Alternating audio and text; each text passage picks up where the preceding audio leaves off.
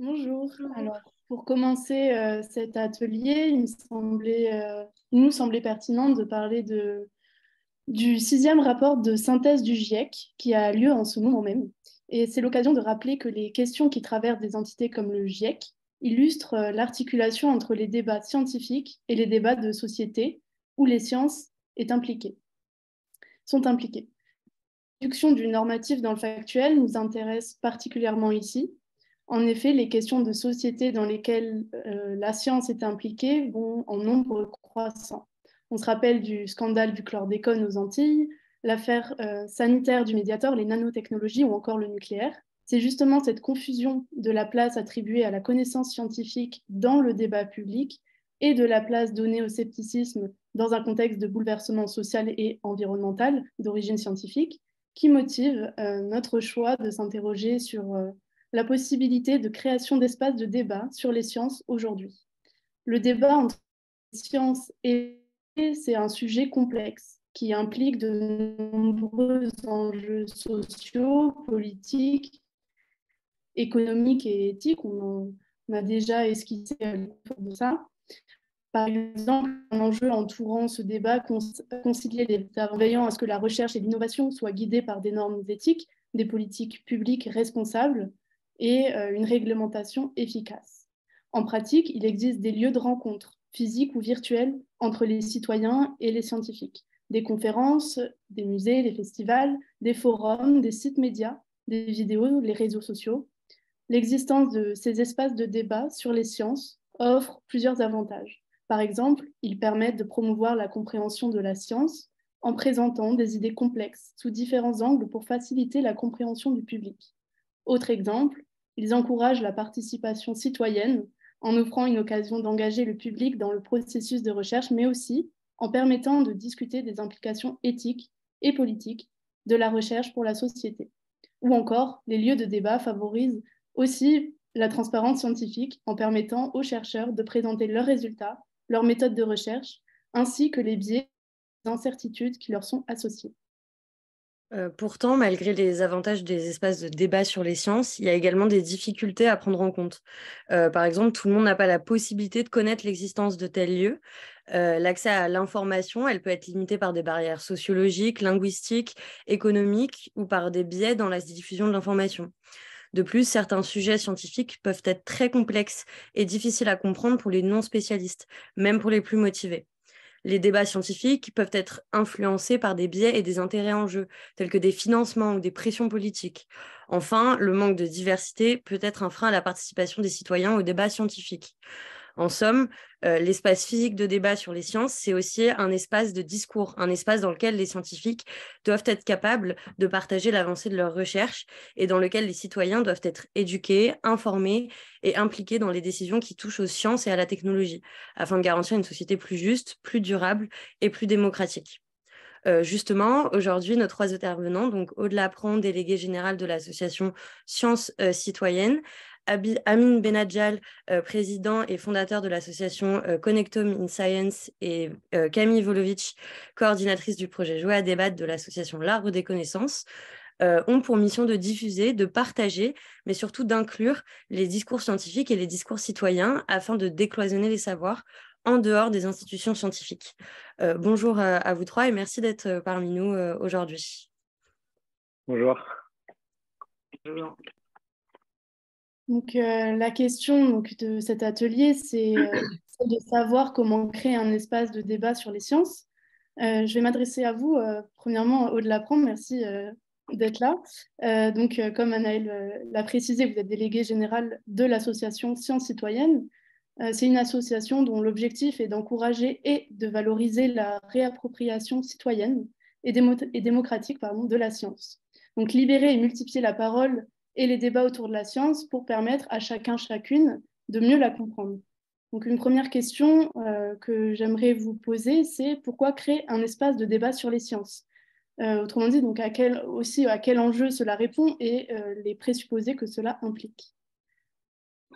Merci de m'accueillir et de nous laisser la parole. Donc, Effectivement, avant de parler sur comment créer des espaces de débat sur les sciences, j'avais souhaité partir aussi du pourquoi.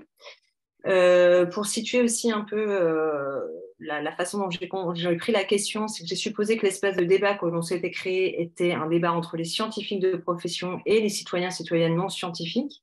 Et j'ai supposé également que le débat dont il était question aujourd'hui se situait quelque part dans l'échelle d'Arstein, qui est une échelle qui décrit différentes formes de participation des citoyens, allant de l'information, la consultation, la conciliation, le partenariat, la délégation de pouvoir, le contrôle citoyen. Donc une échelle qui décrit différentes possibilités aux citoyens de participer activement au débat. Donc, une raison pour créer des espaces de débat sur les sciences pourrait être que les décisions politiques, pour qu'elles soient acceptées, doivent être comprises. Donc, pour cette raison-là, il faudrait que les citoyens puissent avoir accès aux résultats scientifiques sur lesquels les décisions politiques s'appuient pour comprendre les raisonnements qui sous-tendent les choix qui sont faits ou les choix à venir. Il s'agit en quelque sorte d'aider les citoyens à se mouvoir dans un espace où les données scientifiques sont là, où la science a parlé et où les prises de décision politiques reviendraient à tirer les conséquences de ces données de façon rationnelle. Alors, cette approche implique plusieurs présupposés. Ça suppose que les instances scientifiques et professionnelles sont en mesure de fonctionner de façon autonome, sans influence. Donc, quelque part, les données qui sont là sont correctes et voilà. Et ce présupposé, il les met un peu en difficulté parce que les révélations sur les pratiques des marchands de doute, en particulier, et sur les stratégies de lobbying, ont donné à voir combien la science était fragile et combien les intérêts marchands, qui sont bien organisés, étaient en mesure de la mettre sous influence. Pourtant, encore, les nouvelles politiques autour de la connaissance, autour de l'économie de la connaissance, ont assigné au savoir de nouvelles fonctions. C'est des fonctions de carburant de la croissance économique. Donc, les liens de plus en plus fins qui se tissent entre la recherche académique et les acteurs privés au nom de l'innovation, au nom de la compétitivité économique, compliquent énormément le discours d'indépendance dans de nombreux domaines de la recherche. Et pourtant, enfin, le monde académique est aujourd'hui dans un état de bien grande faiblesse pour résister à ces tentatives de capture. Donc, ce premier présupposé d'autonomie, il est largement mis à mal, ce qui fragilise grandement l'intérêt de ce type de débat. Le second présupposé pour ce type de débat considère que les chercheurs seuls sont à même d'identifier tous les savoirs pertinents sur une question. Autrement dit, que les chercheurs sont à même, eux seuls, de définir ce qui pose question. Or, si on prend par exemple le champ de la santé, l'intervention des patients, que ce soit dans le champ du sida, du handicap ou encore de la psychiatrie dans les années 70, a montré combien, en opposant leur expérience aux données de la recherche expérimentale, les patients ont contesté des hypothèses généralement admises par les scientifiques et les professionnels du soin et combien ils ont poussé à définir de nouvelles questions, à améliorer la façon de comprendre les maladies et les façons de les prendre en charge. Donc ça, c'est des choses qui ont un peu été discutées ce matin, et donc c'est ce qui nous amène aussi, au vu de ces fragilités sur cette forme de débat, on va dire très descendant, pour nous, une autre façon de réfléchir à pourquoi et comment des espaces de débat est celle qu'on essaie de contribuer à défendre à Sciences Citoyennes depuis 20 ans maintenant. Ça consiste à considérer que dans un monde où les technosciences sont de plus en plus présentes, où les expertises et les rapports scientifiques sont de plus en plus mobilisés pour fonder les décisions politiques nationales et locales, en situation de grande complexité, l'information scientifique, elle doit avoir pour objectif de permettre aux citoyens de continuer à prendre part à la délibération démocratique, de leur permettre de pouvoir continuer à contester les décisions qu'ils considèrent comme injustes, de pouvoir continuer à contester les choix qui naturalisent des inégalités et de pouvoir continuer à faire valoir d'autres enjeux que ceux qui fondent les décisions. Autrement dit, pour nous, le débat doit avoir pour objectif de permettre aux sciences d'entrer résolument dans le champ du débat démocratique et pas uniquement d'entrer dans l'univers des décideurs en démocratie. Et quand on parle de ça, on parle aussi bien des sciences faites, c'est-à-dire qu'il faut que les citoyens puissent accéder aux résultats de la recherche disponible, mais il faut aussi, et ça a peut-être moins été évoqué ce matin, il faut aussi qu'ils aient accès aux sciences en train de se faire, aux sciences non faites. C'est-à-dire qu'ils doivent pouvoir poser de nouvelles questions, ils doivent pouvoir revendiquer de nouveaux besoins en matière de savoir, ils doivent pouvoir questionner les présupposés et les conditions de production des savoirs disponibles. Donc, en partant de cette seconde conception des objectifs du débat, je vais discuter de quelques éléments autour des modalités de son renouvellement. Pour son renouvellement, les débats doivent, pour nous, organiser une véritable place pour les controverses, en accompagnant les interrogations sur les savoirs mobilisés, les conditions sociales de la production de ces savoirs, en parlant aussi bien des résultats consolidés que des incertitudes. Et tout ça, on l'a bien vu ce matin, on l'a bien discuté, ça a terriblement manqué lors de la crise du Covid. D'où l'idée que l'association développe de conseils citoyens en pandémie. C'est un dispositif qu'on est en train d'imaginer, en train de vouloir expérimenter, qui repose sur un dispositif constitué par tirage au sort. Il y a une quinzaine de citoyens qui peuvent être tirés au sort, et de la même façon que dans les conventions citoyennes, ces citoyens qui sont dénués de tout conflit d'intérêt sur la question doivent être formés par des expertises variées, contradictoires et multidisciplinaires. Donc ça, c'est très important. Ça permet effectivement que des gens qui n'ont pas connaissance initiale du sujet puissent ensuite développer leur propre expertise, mais expertise développée sur la base de formations solides. Le Conseil citoyen en pandémie débattra pour proposer des dispositions afin d'aller vers une autonomie des populations pour des solutions qu'elles acceptent en étant éclairées. L'idée est bien d'organiser en quelque sorte ce que chacun a essayé de faire à son échelle individuelle lors de la pandémie. Les débats doivent également, pour nous, faire place aux sciences en train de se faire et pas uniquement aux sciences faites, ce que je disais auparavant. Si l'ANSES peut aujourd'hui écrire des rapports sur les perturbateurs endocriniens, c'est parce que la question des effets des polluants chimiques sur la nature et la santé a été mise sur la table par des mouvements sociaux de par le monde, que ces mouvements ont contesté les expertises disponibles et qu'ils ont accompagné la montée en puissance de nouveaux savoirs, de nouvelles façons d'interroger les effets seuils, les cocktails de toxicité, qui étaient, sur lesquels les experts étaient un petit peu rigides et arc-boutés. Bref, qu'ils ont contribué à faire émerger de nouveaux savoirs. Il est donc nécessaire de faire toute sa place à d'autres expertises et à prendre au sérieux les lanceurs d'alerte. C'est pour ça que dans sa raison d'être, Sciences citoyennes a aussi beaucoup défendu, a mené de nombreuses campagnes de défense des lanceurs d'alerte, jusqu'à créer en 2018 avec d'autres associations la Maison des lanceurs d'alerte. Pour nous, une façon, en lançant l'alerte, de contribuer au débat. Dans notre conception du débat, il faut aussi pouvoir contribuer à nourrir les échanges entre recherche académique et société civile, compris comme des circulations à sens multiple. C'est-à-dire qu'on n'est pas uniquement avec la recherche académique qui va éclairer la société civile. C'est-à-dire qu'on voudrait pouvoir diffuser les contenus des sciences faites, informer sur les modalités de construction de ces savoirs, mais aussi des sciences en train de se faire. Et on doit aussi, en retour, pouvoir entendre et relayer les interrogations ou les nouveaux besoins de savoir exprimés par la société civile. Il faut pouvoir faire place à d'autres formes de savoir que ceux produits dans les arènes économiques, ou encore aux savoirs qui sont co-construits entre chercheurs académiques ou société civile. C'est ce que l'on nomme à Sciences citoyennes les recherches participatives, où on a une réelle co-construction des savoirs à toutes les étapes de la recherche, entre des chercheurs académiques et des chercheurs, en quelque sorte, de la société civile. Une telle approche implique de pouvoir compter sur des passeurs de frontières qui soient en capacité de circuler entre ces deux mondes, entre le monde académique et le monde de la société civile, de les faire dialoguer. Par exemple, quand Sciences citoyennes promeut les recherches participatives, on promeut également le rôle de tiers-veilleur. Tiers-veilleur qui est un individu qui soit capable de permettre, de rendre possible le dialogue entre chercheurs et partenaires, donc patients, professionnels, utilisateurs, et accompagner la longue marche de la co-construction des savoirs entre deux mondes qui n'ont pas forcément les mêmes objectifs, n'ont pas forcément les mêmes temporalités et pour lesquels travailler ensemble peut parfois être assez complexe. Pour autant, on a bien vu, par exemple, dans le cas de l'implication des patients du sida, à quel point ça peut être riche dans la production de nouvelles connaissances. Et par ailleurs, pour que le débat s'engage véritablement, on pense qu'il est nécessaire que des chercheurs s'engagent dans ces frontières, dans ces interstices. La pratique de la recherche participative implique des déplacements épistémique dans la façon de procéder pour les chercheurs.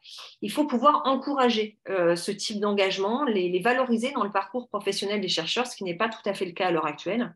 Et de la même façon, les acteurs associatifs ou les patients qui sont engagés dans ce type de projet de co-construction, ils sont aussi susceptibles d'habiter ces frontières et de venir nourrir les troupes d'une démarche renouvelée, décentralisée, diversifiée de production de savoir et d'informations scientifiques. Donc, c'est tout le sens que l'on donne à un mouvement qu'on a créé avec pas mal d'autres collectifs l'an dernier, le mouvement pour des savoirs engagés et reliés, qui souhaite rassembler en son sein un certain nombre de producteurs de connaissances d'un type nouveau, donc engagés et reliés.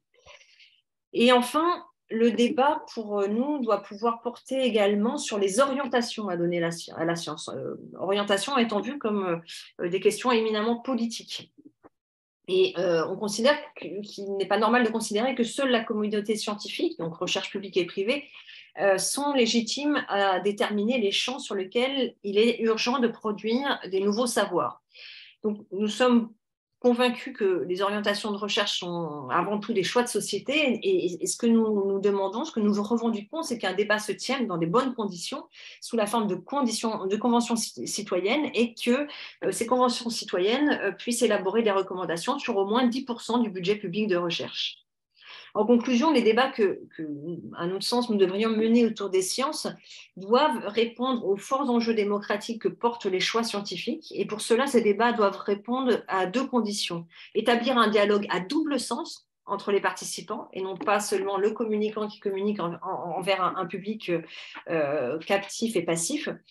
Et que ce débat puisse avoir une influence sur la prise de décision. C'est-à-dire, c'est tout le problème de la participation et des débats publics sur lesquels il n'y a pas de réelle prise sur la décision finale. Et donc, pour répondre à ces exigences démocratiques, il nous faut vraiment renouveler une conception des sciences sanctuarisée qui jouit d'une confiance et d'un prestige incontesté. Il faut renoncer, à notre sens, à cet Eldorado qui est factice et faire le pari d'une dynamique qui mise sur l'intelligence collective, la participation ouverte aux sciences en train de se faire, l'utilisation de procédures participatives rigoureuses et également la reconnaissance d'autres formes de production de savoir. Merci beaucoup pour ces précisions. Merci beaucoup. On va maintenant laisser la parole à Madame Volovic. Bonjour, merci d'être parmi nous aujourd'hui. Vous êtes coordinatrice du projet Jouer à débattre de l'association L'Arbre des connaissances, on l'a dit tout à l'heure. C'est une association qui propose de remettre la science au centre de la jeunesse et de l'éducation. Vous vous adressez principalement aux 13-25 ans avec plein de contenus très différents, des vidéos, des quiz, des jeux de rôle. Tout est un peu pensé pour apporter un côté ludique au débat.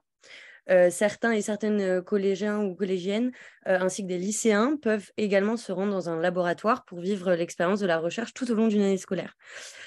Vous travaillez donc avec des professionnels de l'éducation et des étudiants de tout niveau. Pour débuter, est-ce que vous pourriez nous présenter le dispositif de Jouer à débattre ? Oui, bien sûr. Alors bonjour à tous et merci pour cette invitation. Donc effectivement, Jouer à débattre est un dispositif proposé par l'association L'Arbre des connaissances qui développe d'autres dispositifs également tournés vers les jeunes. Avec Jouer à débattre, on met à disposition gratuite sur un site internet des supports pédagogiques qui se composent de documents à télécharger et qui consistent en des jeux de rôle. Donc il y a des pièces de jeux qui sont distribuées aux élèves ou aux jeunes, des guides d'animation pour que les gens qui les téléchargent puissent s'en saisir en autonomie, et puis des ressources pour préparer les séances ou aller plus loin. Donc, Jouer à débattre, c'est d'abord destiné aux professionnels de l'éducation et de la culture et de la recherche qui travaillent au contact des jeunes. Donc, avec Jouer à débattre, c'est plutôt des adolescents à partir de la 3e et qui souhaitent intéresser ces jeunes aux sciences via des débats sciences-société. Donc, nous, on n'est pas du tout sur le débat scientifique. Notre entrée, c'est vraiment les aspects transdisciplinaires et l'aspect sciences-société qui, donc à travers les jeux de rôle et donc des histoires et des fictions, vont permettre aux jeunes d'aborder des questions complexes qui les concernent. Donc, il y a l'objectif principal, c'est d'intéresser les jeunes aux sciences, donc de les amener à se poser des questions. L'idée, c'est qu'en sortie de jeu, ils aient envie d'en savoir plus et qu'ils aillent chercher plus loin. Dans ce prolongement du jeu, nous, on favorise des rencontres qui peuvent être organisées entre les jeunes et des chercheurs, des experts, des professionnels de la recherche, qui donnent lieu à un deuxième type de débat, qui est moins un débat qu'un échange entre ces adolescents et les experts autour des questions traversées par le jeu. Et on estime, on mesure que les adolescents, après avoir incarné à travers des rôles et des personnages les enjeux des questions sciences-société, avec un temps où ils auront formulé leurs questions sur ces grands sujets, vont être plus acteurs, vont se sentir plus légitimes et plus à l'aise dans les échanges avec les chercheurs, ce qui est pour nous la garantie d'un débat sciences-société intéressant en termes de construction commune et de démocratie. Voilà, peut-être juste sur Jouer à débattre, vous dire aussi que tous les supports sont conçus en co-construction avec les jeunes et les enseignants et des partenaires scientifiques de l'association. Et donc, pour résumer, sur le site jeudébat.com, vous pouvez trouver, il y a actuellement 5 thématiques qui sont traitées. Donc, à chaque fois, c'est des jeux de rôle différents, des histoires et des fictions différentes. On a un jeu sur le transhumanisme, une série de jeux sur l'intelligence artificielle. Il y a trois épisodes. Un jeu sur la biologie de synthèse, un autre sur les addictions. Et là, on sort cette année un nouveau jeu sur le climat qui nous occupe beaucoup. Donc voilà, rapidement pour vous présenter le dispositif Jouer à débattre. Je ne sais pas si vous voulez que j'aille plus loin sur ce que ce dispositif permet ou si c'était juste une... C'est très clair, merci. Est-ce que vous avez eu des retours d'enseignants ou des moyens d'évaluer l'impact de ces débats, de ces jeux à débattre au sein des classes? Est-ce que vous avez eu des retours de professeurs, enfin de professionnels de l'éducation? Oui, alors évidemment, on fait beaucoup d'évaluations et on essaye de faire des études d'impact régulièrement pour avoir des retours sur ces dispositifs. Ce que nous, on trouve intéressant à mettre en avant, alors bien sûr, on a des retours sur les compétences que notamment les enseignants travaillent avec les jeunes. Donc, c'est les compétences orales, d'argumentation, de recherche documentaire, de travail en groupe ou d'esprit critique. Donc, il y a des critères d'évaluation qui pourraient être débattus, mais en tout cas, là-dessus, on a un certain nombre de retours. Ce que je voudrais peut-être mettre particulièrement en avant, c'est le fait qu'on a une bonne majorité, je crois que c'est 55% de nos utilisateurs qui intègrent Jouer à débattre dans des parcours plus globaux, donc dans des parcours pédagogiques qui renforcent cet impact sur les jeunes et notamment cet intérêt pour les sciences. Alors, beaucoup avec cette rencontre avec un chercheur. Donc, on va faire le jeu en classe, ils vont préparer leurs questions, faire des recherches documentaires, potentiellement même produire des exposés, voilà, produire des choses qui vont ensuite nourrir un échange avec un expert. Mais plus largement, c'est aussi faire du lien avec la vie quotidienne des jeunes et aussi avec les différentes disciplines à l'école. Voilà, nous, on évalue aussi dans quelle mesure les supports nourrissent des projets transdisciplinaires et interprofessionnels.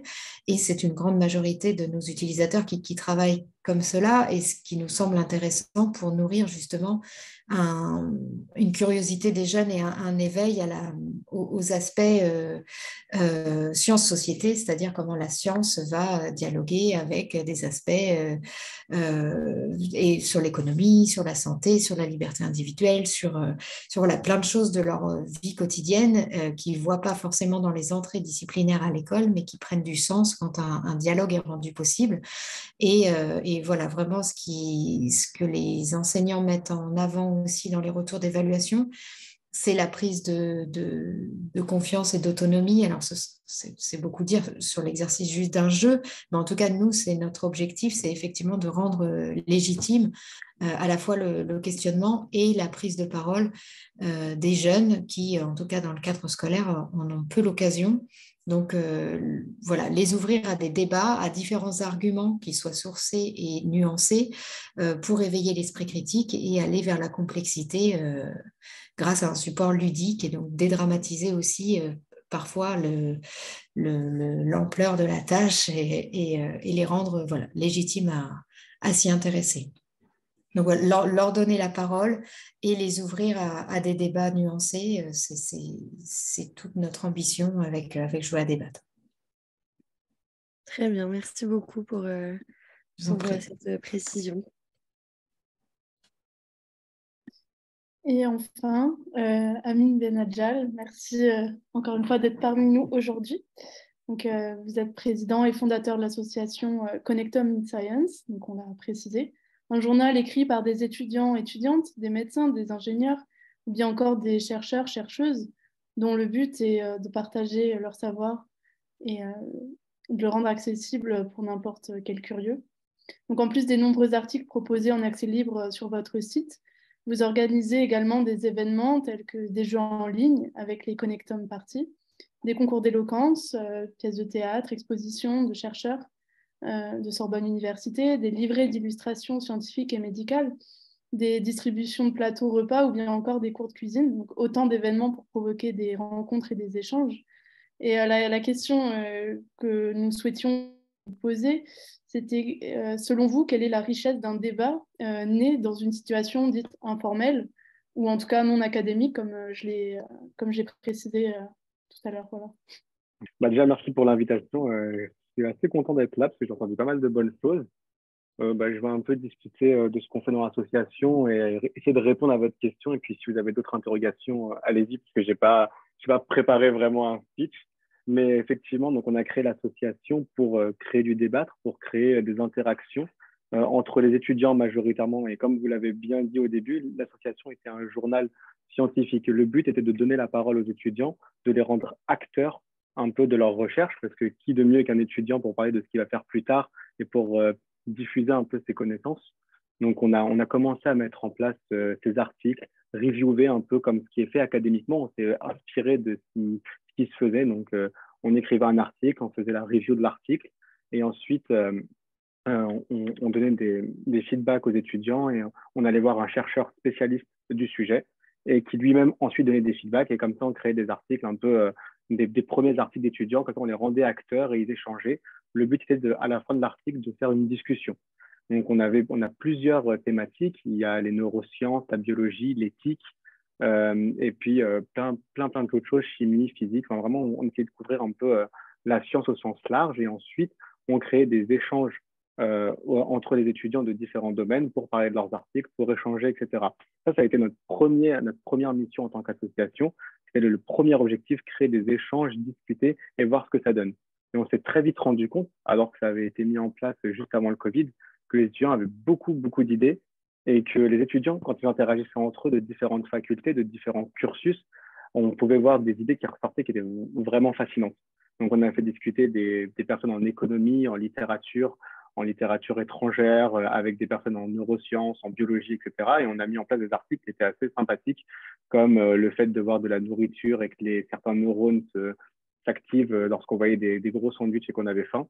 Donc, on faisait discuter un peu sociologiquement qu'est-ce que cela apportait, intellectuellement, scientifiquement, quels étaient les traits sous-jacents, etc. Donc, on a mis en place tout ça. Et ensuite, avec le Covid, on s'est un peu diversifié et on a mis en place d'autres projets pour essayer de faire du lien avec les étudiants. Donc, ça a commencé avec les repas étudiants, où on a donné des paniers repas à 5 euros. Et on a pris un chef cuisinier et là, on a commencé à créer des Zooms repas pour discuter autour de la nutrition. Il y a eu des débats sur la qualité nutritive, sur comment un étudiant pouvait se nourrir bien dans un studio étudiant. Et là, on a commencé à discuter, à voir aussi les limites qu'un étudiant a, notamment quand il est enfermé chez lui seul. Ça a tellement bien marché que du coup, ça a été repris par l'université, où on a été ensuite en collaboration avec la faculté de médecine de Sorbonne Université qui a voulu pérenniser ça l'année d'après. qu'on a répondu à un besoin grâce à ces échanges informels. On s'est rendu compte qu'il y avait vraiment de véritables problèmes au niveau de la nutrition chez les étudiants et que ça ne touchait pas un, deux, trois personnes. Ce n'était pas simplement des chiffres statistiques, mais qu'on avait vraiment beaucoup d'étudiants derrière qui étaient en souffrance. Et donc là, on a créé un espace de débat et on a essayé de répondre à ça et on a mis une solution. Donc ça, c'était nos premières missions et on a voulu continuer comme ça en innovant et on a lancé le concours d'éloquence où on s'est dit, maintenant que les étudiants ont des choses à dire de différents domaines, est-ce qu'on peut les faire discuter dans un contexte qui est mi-formel, mi-informel. Donc, on fait un concours d'éloquence à l'université avec un jury fait de comédiens, fait de chercheurs, de spécialistes, de médecins, d'interventionnistes, et on leur fait répondre à des questions de société. Qui, à mon sens, je pense, de mes connaissances, c'est la première fois que ça avait été fait donc à Sorbonne Université et dans les universités autour, de faire un concours d'éloquence sur des questions éthiques de société. Et ça a été impressionnant parce que les étudiants qui n'étaient pas du tout en éthique, pas du tout en biologie, en neurosciences, les gens qui étaient en économie, en droit, avaient des idées très fortes, des idées très structurées sur la vie, la mort, sur l'euthanasie, sur la place des chercheurs, sur la vision qu'on a de la recherche et de la médecine, que ce soit en banlieue ou que ce soit dans des grandes villes. Donc, on a créé ces espaces de débat et ça a libéré quand même une certaine parole, ça a libéré aussi des échanges, des dialogues avec des idées qui étaient assez impressionnantes, j'ai envie de dire. On a des étudiants qui ont proposé des solutions pour l'euthanasie, pour pas mal de choses, qui ont proposé des idées, des plans. Donc là, on a mis en place ces échanges, ces débats. Donc ça a permis, on va dire, un échange interdisciplinaire, ce qui a conduit aussi à des tables rondes où on prenait quelques questions de société, on y répondait ensemble, on voyait ce que les étudiants de médecine avaient à dire, ce que les étudiants de sciences avaient à dire, et on échangeait. Et on s'est rendu compte que les étudiants parlaient de manière structurée, lorsqu'on avait ce cadre informel entre étudiants, plutôt que lorsqu'on était en cours. Il faut savoir aussi que lorsqu'on crée ces échanges, on n'est pas drivé, on n'est pas dirigé par un professeur qui va faire son cours et qui va poser des questions. Donc, on va vouloir répondre à ces questions sans aller plus loin. Là, on avait un spectre de questions qui était assez large, assez ouvert. Les étudiants pouvaient innover, pouvaient parler, pouvaient dévier du sujet. Et ensuite, on alimentait le débat. On a mis en place des modérateurs pour échanger, pour discuter, mais on pouvait laisser la parole comme ça. Et donc, si la question, c'est est-ce que un cadre informel permet de libérer la parole et de faire émerger lors de ces débats des innovations, ma réponse, elle est clairement oui, parce qu'on a à la fois en tant qu'étudiant et notamment à Sorbonne Université des financements que des chercheurs n'ont pas, on a des financements que d'autres personnes n'ont pas, qui permettent de lancer des idées, qui permettent de faire des débats de qualité avec un environnement où on échange avec à Sorbonne Université des chercheurs de différents horizons qui permettent qui viennent et qui permettent d'échanger avec les étudiants dans un cadre non formel. Et ensuite, nous, on peut, une fois que le débat est fait, on peut financer et mettre en place des projets qui peuvent répondre à ces questions. Donc, on a une autre vitesse d'action que celle qu'il y a de manière académique. Ensuite, parmi les projets que vous avez cités, donc ce concours d'éloquence qui a fait beaucoup parler, on a été invité notamment à faire partie de la délégation de Sorbonne Université pour le nouveau campus franco-indien qui permet de rattacher deux universités, donc Sorbonne Université et IIT Delhi. Et donc, on est parti là-bas et on a créé un nouvel espace de débat. Donc, on nous a donné l'opportunité, on s'est fait connaître, on a donné l'opportunité de discuter avec les étudiants de manière informelle pendant que les chercheurs discutaient entre eux. Et ça a mis en place des débats internationaux, j'ai envie de dire, avec différents points de vue, que ce soit par exemple sur la place de la femme en sciences, sur les différentes recherches, sur comment nous on réfléchit ici, comment ils réfléchissent là-bas. Et on a créé, grâce à ces débats, on est en train de créer en tout cas des nouveaux projets novateurs, comme l'année prochaine, on mettra en place un concours d'innovation pour répondre au problème de pollution, qui est un problème qu'on a en France, mais qui est un problème extrêmement important en Inde, par exemple. Sauf que nous, on arrive avec nos connaissances théoriques parce qu'on a le temps de se poser des questions, j'ai envie de dire. Eux, ils arrivent avec un certain pragmatisme hallucinant où ils ont un problème et ils y répondent. Donc, en visitant l'université, on a vu que des étudiants, en fait, étaient beaucoup plus pragmatiques parce qu'ils étaient dans l'urgence que nous. Et ils ont des idées, sauf qu'on ne leur donne pas la possibilité de mettre en place ces idées. Et parce que académiquement, il faut que ce soit super structuré. Tandis que nous, on arrive, on impose un peu notre cadre Donc, on est drivé. En tant que président, on doit faire attention à ce que je défends, etc.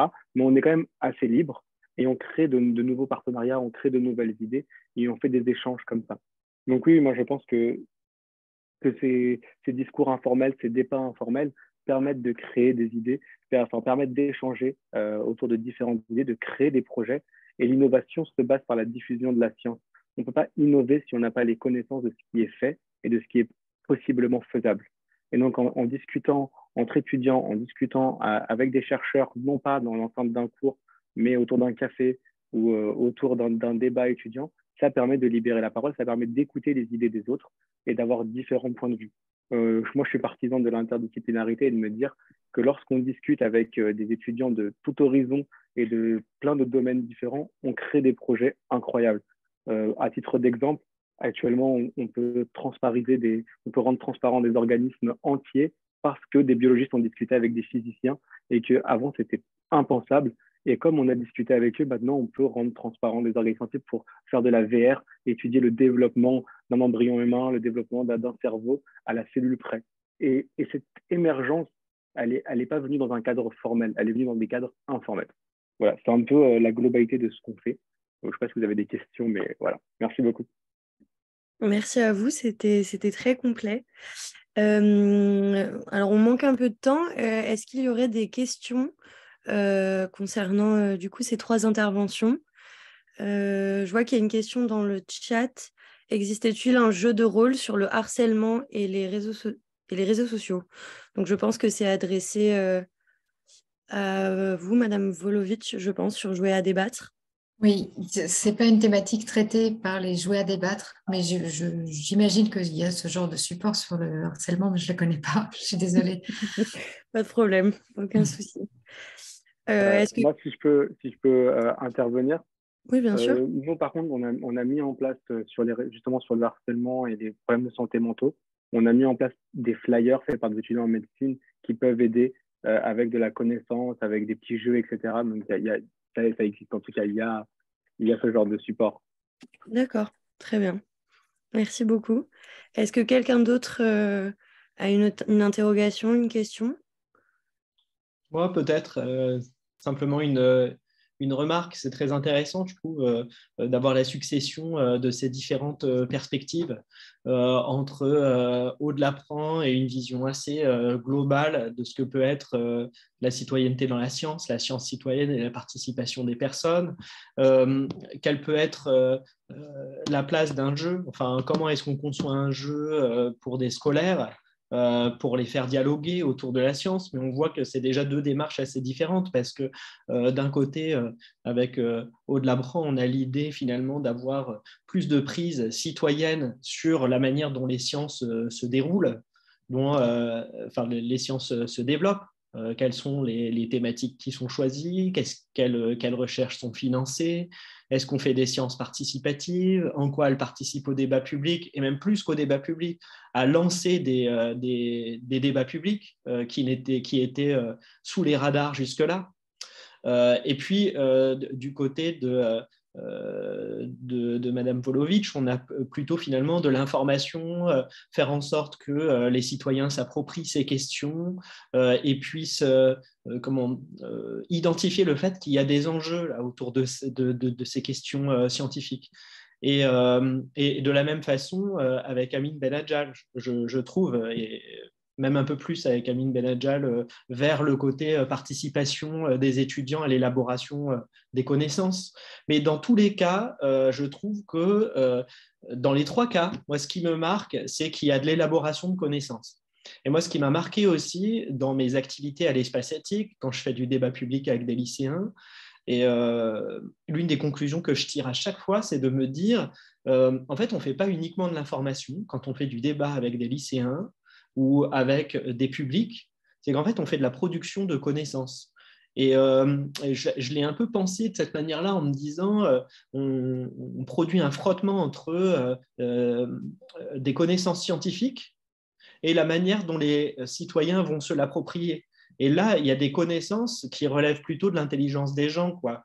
Il y a l'intelligence des choses, si on veut, qui est la connaissance scientifique. et l'intelligence des gens, c'est-à-dire comment est-ce que socialement on peut s'approprier une recherche scientifique, qu'est-ce qu'on en pense, jusqu'où on va, quelles sont les techniques qui vont être issues de cette recherche scientifique. Et là, ça devient un débat sur des enjeux d'évolution technoscientifique, comme on l'a très souvent en bioéthique. Et voilà, je voulais un peu vous interpeller là-dessus pour peut-être avoir votre avis sur cette idée que finalement, même quand on fait de l'information, du débat, on est toujours dans la production de nouvelles connaissances, alors peut-être pas des connaissances scientifiques avec des méthodologies scientifiques, mais on a des méthodes aussi, des méthodes de débat citoyen.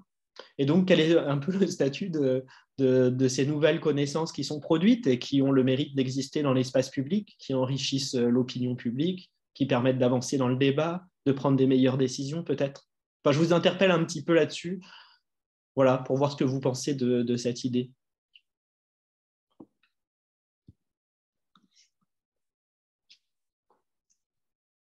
Je sais pas qui... Allez-y, Aude. Oui, allez-y, Aude. Non, je suis d'accord avec ce que vous présentez sur le fait que à partir du moment où on est en présentiel, à partir du moment où il y a un échange, il y a peu de communication qui est unidirectionnelle et qui ne produit pas quelque chose comme effet collatéraux.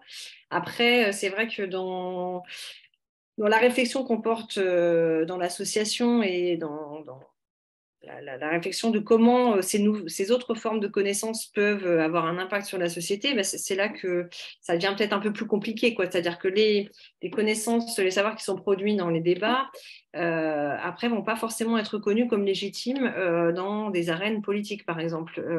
Ou alors, si on prend, par exemple, les institutions de régulation comme l'ANSES, puisque je citais l'ANSES dans mon intervention, l'ANSES, dans sa mission de service public de régulation des produits chimiques sur notre territoire, va ne prendre en compte que les savoirs issus de l'académie. Donc, on a effectivement plein d'autres formes de savoirs qui sont non académiques, mais on va se heurter dans le pouvoir, dans le processus de décision publique à la non prise en compte de ces savoirs-là dans la majeure partie des cas. Et c'est pour ça aussi que nous, on défend beaucoup la recherche participative comme lieu où des croisements de différentes formes de savoir peut être fait et qui, du coup, donne une forme de légitimité. Alors, c'est un peu un problème d'ailleurs, hein, parce que se dire qu'on est obligé d'hybrider d'autres formes de savoir avec la recherche académique pour lui donner une légitimité, c'est un problème en soi, mais en tout cas, c'est une façon de faire intervenir d'autres formes de savoir dans le débat public. Moi, si je peux rajouter quelque chose, moi, je pense qu'effectivement, comme a bien dit Sébastien, c'est pas qu'un échange, on crée aussi du savoir, on crée aussi de la connaissance. Et le problème, c'est quoi? Il y a le problème de la légitimité, c'est-à-dire qu'on ne va pas s'attribuer ces connaissances lorsqu'on fait ce type d'échange, on va la disséminer un petit peu et ça va créer de nouveaux projets. Donc, on a difficilement l'opportunité de voir que les échanges qu'on a fait, les débats qu'on a fait, ont donné lieu à une innovation, à quelque chose d'extrêmement concret. Mais je suis intimement persuadé qu'en parlant avec les personnes, en parlant avec les citoyens, en parlant avec la société, en diffusant le savoir, en échangeant, il y a de nouvelles idées qui émergent. Et plus tard, donc 2, 3, 5, 10 ans, les gens discutent entre eux et ça crée de nouvelles idées. Donc la connaissance, elle est là. La connaissance, elle est utile. Alors, on n'arrive pas à la retracer, on n'arrive pas à retracer le chemin de la connaissance, mais on sait qu'elle va donner quelque chose. On sait qu'on discute avec les gens et qu'on crée, on crée des connexions dans leur cerveau, on crée des idées. Et je pense que c'est quand même le plus important, même si parfois c'est un peu frustrant de ne pas être rattaché aux idées créées. Voilà. Et peut-être, pour ma part, en tout cas, à la hauteur du dispositif pédagogique tel qu'on l'a imaginé, l'idée, c'est peut-être moins d'élaborer des connaissances qu'une réflexion, enfin, élaborer un questionnement, donc aller créer un intérêt pour des connaissances. Mais c'est vrai que, comment dire, nous, on essaye à travers nos jeux d'amener des débats finalement qui sont un peu hors sol, enfin qui n'existent pas comme ça dans la société puisqu'ils restent équilibrés et nuancés. L'idée, c'est qu'il n'y a pas une bonne réponse, mais il n'y a que des bonnes questions et on interroge surtout l'usage des sciences en société plutôt que leur création, enfin que leur procédé de création. Donc, on est un petit peu décalé, je pense, par rapport à votre question.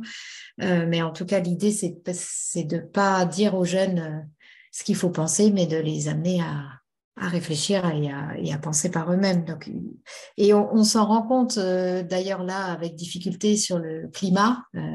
Finalement, c'était plus simple quand on travaillait avec des jeunes sur l'intelligence artificielle. On n'a pas fait un jeu pour ou contre l'IA, mais l'intelligence artificielle est là.